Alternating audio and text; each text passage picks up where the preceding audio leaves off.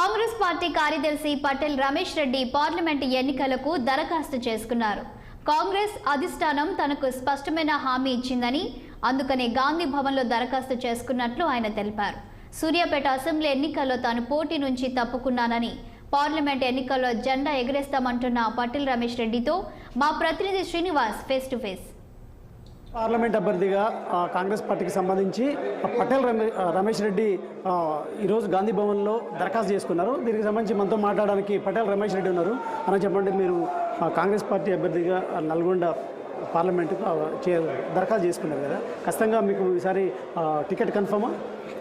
అంటే ఖచ్చితంగా నాకు టికెట్ వస్తుందని చెప్పి పూర్తి విశ్వాసంగా ఉన్నా. ఎందుకంటే గడిచిన అసెంబ్లీ ఎన్నికల సందర్భంగా నేను ఎమ్మెల్యేగా నామినేషన్ వేయటం, అంటే నేను టికెట్ ఆశించినప్పుడు టికెట్ రాని సందర్భంలో మా క్యాడర్ అంతా కూడా ఇండిపెండెంట్గా పోవాలని చెప్తే నేను నామినేషన్ వేసిన క్రమంలో మరి ఏఐసిసికి సంబంధించిన పెద్దలు రోహిత్ చౌదరి గారు, మల్లు రవి గారు కూడా నా దగ్గరకు వచ్చి విడ్రా గమ్మని చెప్పి ఒక 2-3 గంటల పాటు డిస్కషన్స్, మా వాళ్ళందరికీ కూడా కన్విన్స్ చేసే క్రమంలో వాళ్ళు ఒక స్పష్టమైన హామీ, ఈసారి నల్గొండ పార్లమెంట్ టికెట్ ఇస్తాం, మీరు విడ్రా కండి, పార్టీకి సహకరించండి, 3-4 నెలలు ఎన్నికలు వస్తాయి, మీలాంటి నాయకులు పార్టీకి కూడా అవసరం కావాలని చెప్పడం జరిగింది.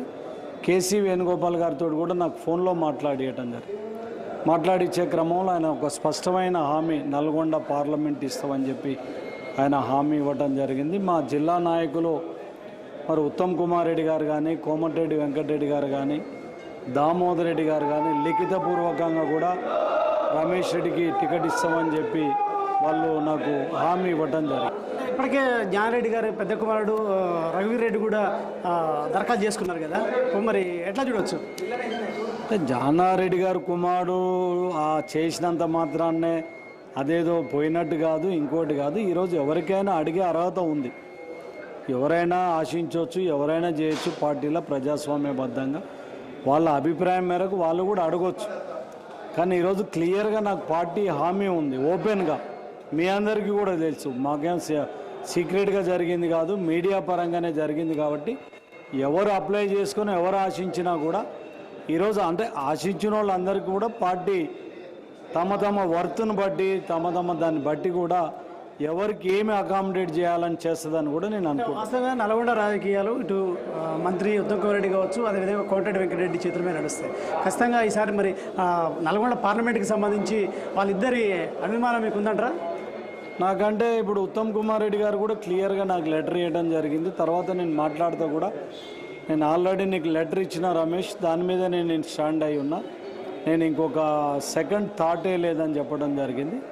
వెంకటరెడ్డి గారు మాత్రం పూర్తిగా నా మీద అంటే ఎమ్మెల్యే విషయంలో కూడా నాకు సపోర్ట్ ఉండు, మొదటి నుంచి కూడా నాకు ఒక సొంత అన్నలాగా ఎప్పటికప్పుడు కూడా నాకు మద్దతు ఉన్నది. ఆయన మద్దతు కూడా ఈసారి ఖచ్చితంగా నాకే ఉంటుందని చెప్పి అనుకుంటున్నా. ఉత్తమ్ కుమార్ రెడ్డి గారు కానీ, వెంకటరెడ్డి గారు కానీ పూర్తిగా నాకు సపోర్ట్ ఉంటుందని నేను ఆశిస్తున్నాను. చెప్పండి, నల్గొండ పార్లమెంటు స్థానం అంటే నల్గొండ కావచ్చు, భువనగిరి కావచ్చు, 2019లో కాంగ్రెస్ పార్టీ గెలిచింది, ఎంపీగా ఉత్తమ్ కుమార్ రెడ్డి గారు గెలిచారు. ఈసారి మీకు నల్గొండ పార్లమెంట్ నుండి అవకాశం కల్పిస్తే అధిష్టానం గెలుస్తారా? గెలిస్తే ఎంత మేరతో గెలుస్తారు?